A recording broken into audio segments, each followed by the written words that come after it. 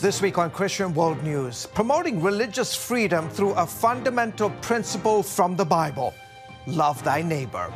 Plus, the power of love. Cornell Cranham was never supposed to walk, talk, or give affection. How did he prove all the doctors wrong? A heartwarming story of faith, risk, and reward. And changing hearts and closing prisons. This roughneck from the Texas oil fields made his fortune digging up and restoring useless pipes. Now he's helping rehabilitate lives.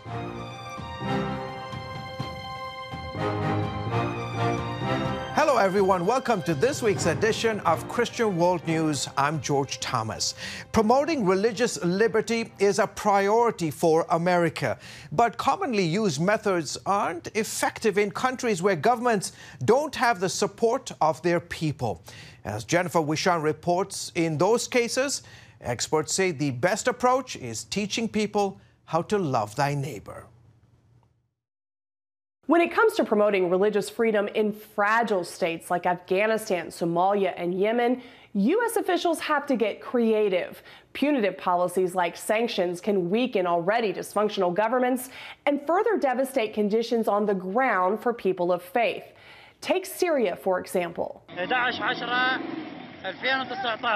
Armed actors have laid siege to towns and villages with sizable religious minority populations, defacing and destroying Yazidi and Christian shrines, and detained, prosecuted, and even tortured Yazidis, Christians, and other religious minority communities for their religious beliefs. In some places, finding ways to facilitate peace can save entire communities. State attempts to eliminate the presence of at least one religious group from the country have been recorded in Afghanistan, Algeria, Azerbaijan, Bahrain, China, Comoros, Egypt, Eritrea, Indonesia, Iran, Iraq, Malaysia, Myanmar, Pakistan, and on. You get the picture. Experts say a deeper understanding of the culture and engaging with those under duress in country would make a tremendous difference. You know, we need to stop looking at for English speakers because oftentimes they're not the best representations of the communities that we're seeking to help in these countries. We need to look outside the elite. You know, rural people, women who have a different understanding of who they think of themselves and how they think the world works. Knowledge of the lived faith traditions, knowledge of the lived conflict, knowledge of what is in the way and what will help things get out of the way is all held within the communities. Including how local cultures and customs mesh with religion. We always say that a Christian in Lebanon is completely different, or to a large extent very different than a Christian from the United States or otherwise, even in the way he reads and he lives his faith. The U.S. Commission on International Religious Freedom makes recommendations to America's diplomats. Commissioners believe these can make a real difference in the lives of people who face challenges in their everyday lives just because of how they worship. Jennifer Wishon, CBN News. Thanks, Jennifer. Iranian officials say thousands of vulnerable children are working the streets of Tehran, collecting recyclable garbage and performing other menial jobs, despite a law that forbids child labor. Some 4,600 children are reportedly working at markets and cleaning cars in the Iranian capital. Officials say they are being exploited for profit. Now, one Christian ministry is attempting to reach these vulnerable children and other young people in Iran with the gospel. Mike Ansari is with Heart for Iran, a coalition of Christian ministries that's sending the gospel message into that Islamic country. Great to have you on the broadcast. So, Mike, why is it so important to reach Iran's children with the gospel? Despite Iran being among the top 10 most hostile countries towards Christianity, experts are still saying that Iran has one of the fastest growing underground churches in the world. As fast as it grows, it desperately lacks solid foundational resources for families and children. The future of Christianity in Iran is on rocky grounds. There is intense persecution, hopelessness, and fear. If we don't focus on reaching the families and especially the children today, we have missed a historic opportunity to proclaim the good news. Talk about your partnership with Superbook and the impact that it's had on children so far. Iranian children, much like their counterparts in the U.S., are on their devices, and many are looking for some kind of a spiritual truth. So a while back, we partnered with CBN and took their award-winning Superbook series, dubbed it into Farsi, and we started using social media, and we did a beta test and put the content in front of Iranian families and children inside Iran. And the response was tremendously positive. Children started giving their hearts to Christ.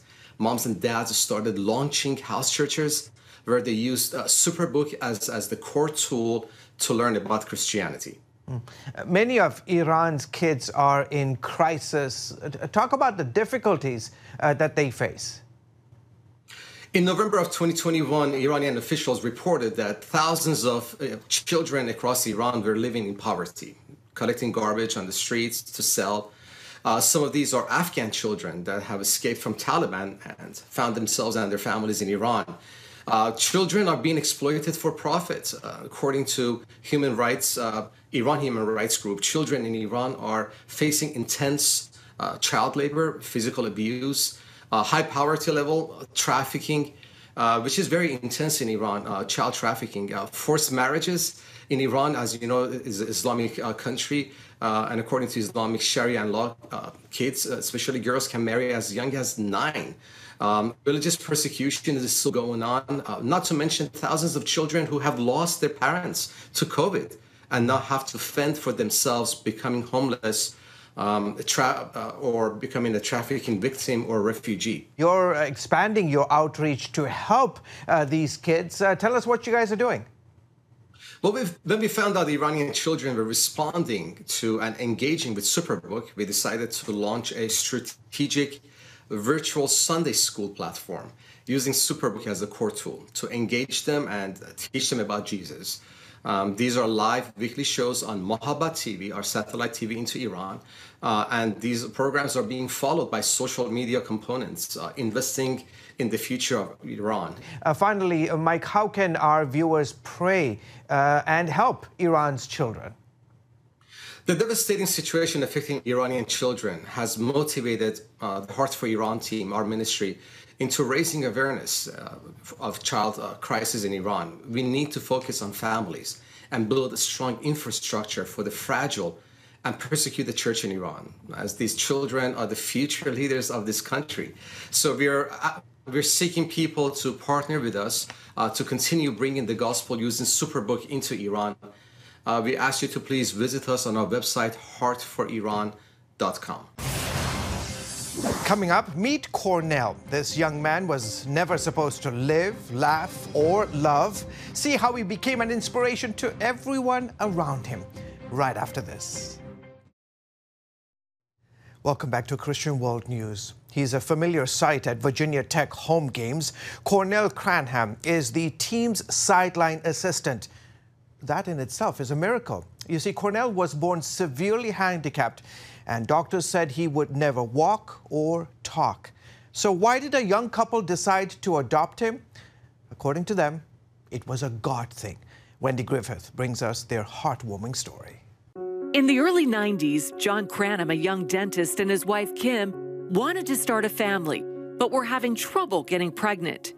Then something happened. Kim worked with sick and premature babies at a local hospital and fell in love with one of her little patients, Cornell, a victim of his mother's drug use. Kim wanted to bring Cornell home, although John wasn't there yet. And I had been to that unit. It was a very scary place to me. I did not like going over there. A lot of those kids, didn't ever leave.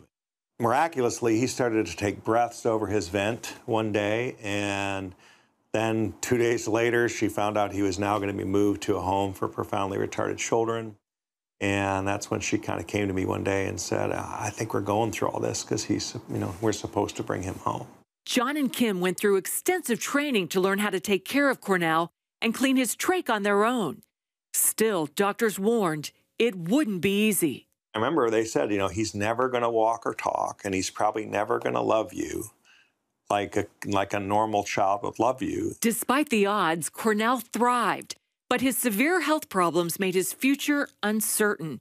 Shortly before bringing Cornell home, Kim discovered she was pregnant with their first daughter, Caitlin.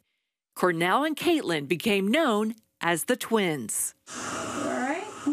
Caitlin, now a dentist herself, remembers the playground moment she first realized she and Cornell were not the same color. We were literally about to go down the slide, and he stopped, and he said, "How's he your brother? He's black." And I was like, "What do you mean? What do you mean he's black?" And yeah, so that we had a conversation when we got home that night with my parents. As Cornell's physical and emotional development progressed, it became clear he would need several more surgeries to reconstruct his windpipe and remove the trach so he could talk and breathe on his own. He stared death right in the face and made the decision to live, like fighting harder than I've ever seen anybody fight. And so I think that stays with him. When Cornell was about 7, John decided to train for the Ironman competition, which includes a 2.4-mile swim, 112-mile bike ride, and 26-mile run. Cornell, despite his own physical limitations, became his dad's daily workout buddy. He literally rode his bike almost every mile that I ran. That's why I trained for that thing, even 20-mile runs. So that was special. So when I did it and I finished, he waited. He was right there about the half-mile mark and ran in with me. John says Cornell's ability to give 100% without complaining, while always seeing the best in himself and others, is just something he was born with. People say all the time, like, well, you taught him to be like that. We did not teach him to be like that. And that's sort of, I mean, part of the gift is I think he's taught me to be more like that. Today, as he approaches 30, Cornell drives his own car, assists in his dad's dental office, is a huge Virginia Tech sports fan, and loves going to church. I always pray every single night and pray in the morning on my drive to work. How did that faith in God help you hang on? I just kept fighting. I didn't want to die. I wanted to live, and I wanted to inspire other people and give them hope and grace and, the love of Jesus. A few years ago, Cornell met his biological twin Ariel for the first time. Ariel was also born premature, but did not have nearly the health issues and was raised by her grandmother. Turns out Cornell and Ariel had been looking for each other for years, and thanks to social media, finally connected and have become great friends. We look exactly alike. We're both kind of quiet. Cornell, a baby who was never supposed to live, laugh, or love, has become an inspiration that reaches far beyond his family to all who meet him, including the entire Virginia Tech football team, who recently adopted Cornell as their sideline assistant. So much fun.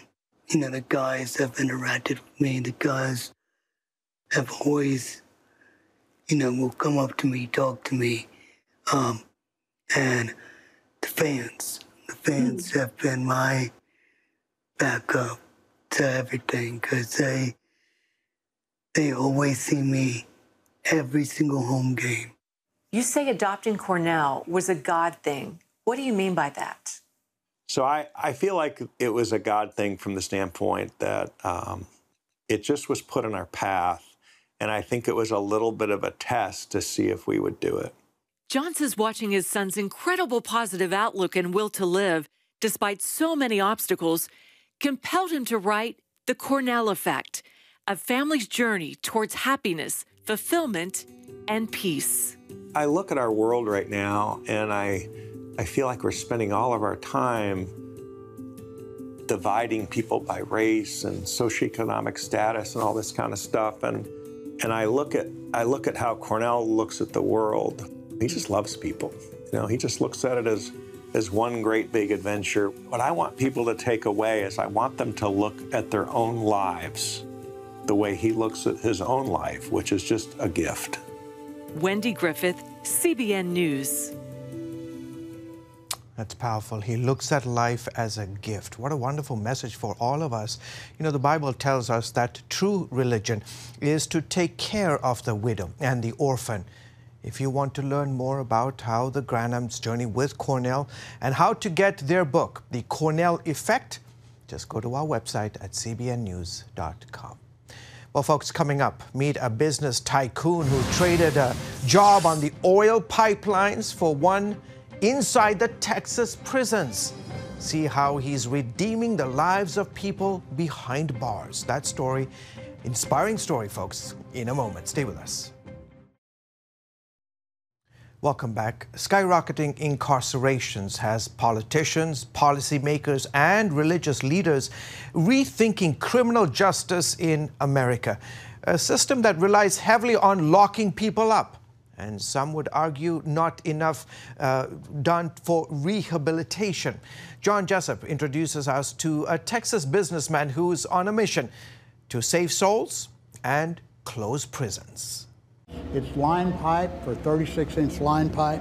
David Howell knows a good investment when he sees one. They're taking pipe all over the place. At 14, he started working in the oil industry. Today, he makes a living buying old underground pipes and rehabilitating them, giving second life to what many might consider waste. It is ultimate recycling to me, and it's like I said, it's just tubular steel that can be used and reused. In a way, David's career has come full circle, much like his life. If you can imagine a total self-centered life, me, that was me. And a lot of that centered around alcohol, sex, all the things, money, and just taking care of my own personal needs. As a young husband and father, he wanted to abandon his destructive lifestyle. So he turned to Alcoholics Anonymous and soon after found himself in church. I jumped into AA and became Mr. AA. And when I became a Christian, I said, this is going to be an all or nothing deal for me as well. Now sober for more than 35 years, David's dedicated his new life to sharing his story with anyone who will listen. I would find people outside of a meeting and would go to lunch or go to coffee, and I would write stick figures and show people the story of Jesus. The AA crowd, being part of that, and that he used a lot there and kind of experimented there. I think that was sort of his testing ground. Several years ago, he wrote a book called How to Be a Child of God, and that opened a new door. Even though he is a gifted evangelist by gift, he never really had seen this coming. I never saw this coming. David's success has served him well, but after 30 years in the industry, he's spending less time reclaiming old pipes on the oil field and spending more time on the mission field reclaiming souls for Christ. In places like this, behind wire fencing, with armed guards and under constant surveillance, David Howell's book is making the biggest impact. CBN News obtained rare access to talk with prisoners about the value of David's 52-page how-to guide. Since I read that book, I changed my life. Karif Gilstrap anxiously awaits his release in September after serving a 2-year sentence for aggravated assault with a deadly weapon. Karif, how else have you changed? Has there been a change in your personality and your behavior? Yes, definitely. I've learned how to tame my tongue. I've been reading my Bible more, doing a lot of Bible study. So yes, definitely. Do you think others have noticed the changes as well? Yes. My sailor, he's been telling me. What has he told you? He was like, he said, you going all holy on me. And I was like, man, I'm trying to get right, man. When I get back out there, I can't be who I used to be. Jackie Beaver's anger issues landed him in prison for more than 20 years, serving time for aggravated robbery and kidnapping. He wrote to David to tell him his book was amazing and opened his eyes to a lot he didn't know. Like I'm a true believer that Jesus Christ died for my sins. And when I read that book, it's like a breath of fresh air. It's like something took over me. CBN News was there to record the moment both men personally got to thank the author. For David, the meeting only confirms the call to keep reaching out to the 2 million American men and women behind bars. Here I am, 77, and I'm a roughneck from South Texas. And what do I know about writing a book about salvation? But I could identify with those kind of people. I've roughnecked with them, I've worked with them. For all the things that I did and all those years of that hellish living, he got caught and I didn't. The only difference is he's in prison and I'm not. Prison volunteer Rick Pritchard hands out copies of How to Be a Child of God. He says it's colorful, easy to understand, and produces real change in a place of physical and often spiritual bondage. They're free. And you can tell when they got Jackie, the smile on their faces, you know they're free inside. David wants to get 600,000 copies of his book into America's largest state and federal prisons and county jails, all with the goal of helping men and women behind bars experience spiritual freedom. That's what we say in prison evangelism, changing hearts and closing prisons. So the return on investment is incredible. Reporting for the East Ham unit in Lovelady, Texas, I'm John Jessup for CBN News. Thank you, John. You know, some of us might overlook Jesus' command to visit those in prison. But David Howell, remembering his life as a roughneck, says the only difference between them is he got caught and I didn't. Well, when we come back, you'll meet a young woman who made a difference simply by making a U-turn. Stay with us. Finally this week, a routine mail delivery that stopped one FedEx worker in her tracks is going viral.